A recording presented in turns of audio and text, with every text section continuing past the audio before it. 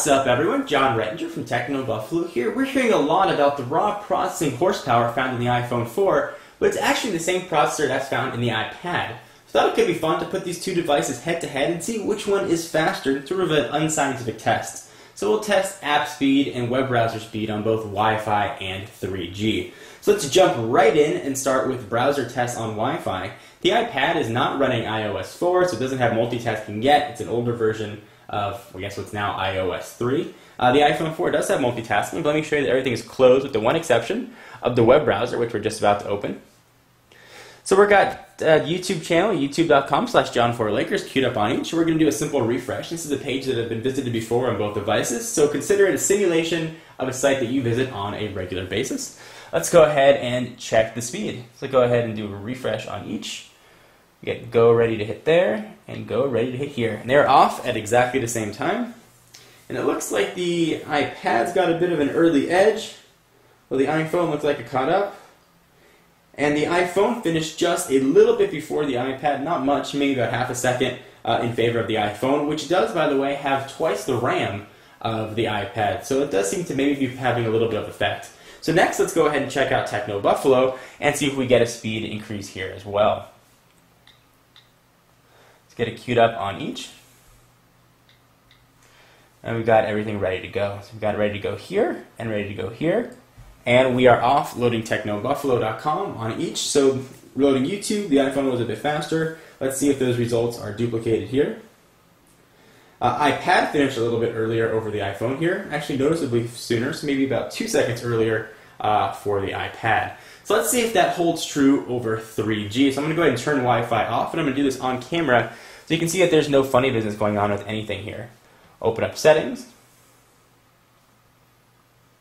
and we're going to kick Wi-Fi off. So we'll go back to just 3G speeds, and we're going to do the same here on the iPad. I'm going to go ahead and turn cellular data on, and we're going to turn Wi-Fi off. And we're going to see if there's any sort of difference here. So I've got 5 bars of 3G service on the iPhone, and the iPad is going to tell me how many bars of service I have in just a moment as it connects to AT&T's network. And we'll see if there is a difference over network to network. So right now the results are sort of inconclusive. The iPhone loaded one page faster, and the iPad loaded the other faster. Alright, so we've got both devices now connected to AT&T's 3G network. And let's go ahead and see if there's any difference. So we'll load the same web pages once again. So we've got 4 to 5 bars of 3G here on the iPad and 5 on the iPhone. So pretty close. I'm going to go ahead and close down the settings here so it's pretty even. So we're just dealing with web browser. So we've got technobuffalo.com queued up again on each. Let's go ahead and do a refresh. And we'll see if there's any speed difference here. Alright, they're both hit at the same time. Definitely slower loading than on Wi-Fi, but they appear to be almost exactly the same spot. Maybe the iPhone's got a slight edge. Looks like the iPhone is holding that slight edge. I feel like I'm announcing a horse race. And it looks like the iPhone is going to finish a bit earlier. Perhaps iPad's making a comeback. iPhone is done, and the iPad is still loading. So now we're about 5 seconds past, so about 7 seconds between the two, the iPhone being faster. Let's try one more web page and see if there's a difference. We will go back to the YouTube channel and see if that affects anything at all.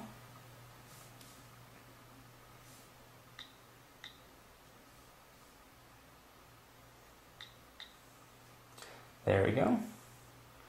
YouTube. And we'll just load up regular youtube.com here and see if there's any sort of difference.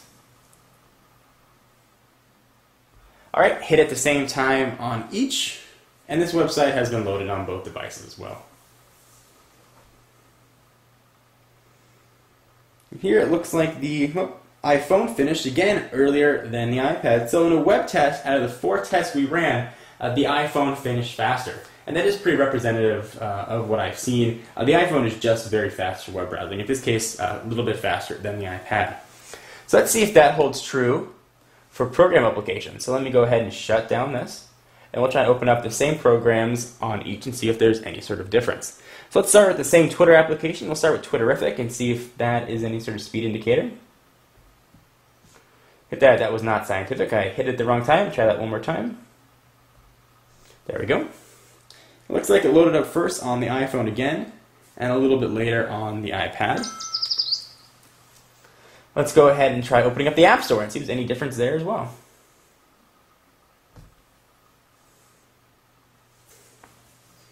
So it's connecting, and again, faster on the iPhone than it is on the iPad, and actually noticeably so.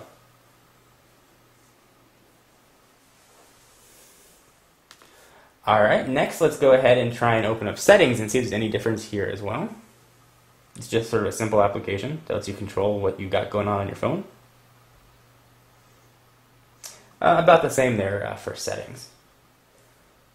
And we will try one more. We'll try opening up, let's say, iTunes, which does look different on both devices.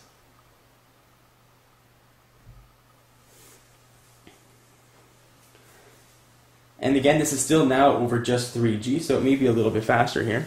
So it looks like it connected first to on the iPad. So overall, in majority of the tests, looks like the iPhone was a bit faster than the iPad, which is very interesting. I don't know if this is going to impact any of your purchase choices, but I thought it was sort of a fun, informal test to run.